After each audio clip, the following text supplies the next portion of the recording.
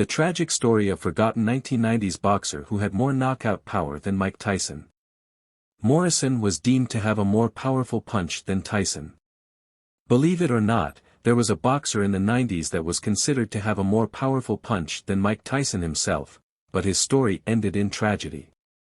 Tommy "the Duke" Morrison was regarded by many as one of the most impressive fighters of his generation, having recorded a series of eye-catching victories against the likes of George Foreman and Donovan "Razor" Ruddock.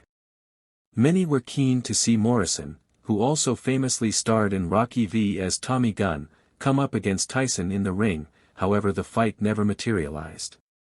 But the Arkansas-born fighter, best known for his thunderous left hook, saw his career spiral drastically upon testing positive for HIV in 1996.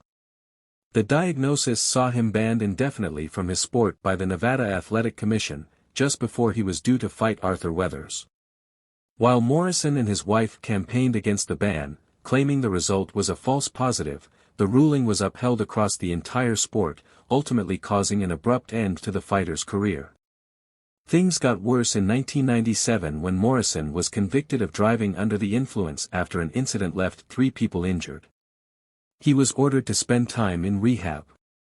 2 years later, Morrison was given a 2-year suspended sentence after being caught driving under the influence once more.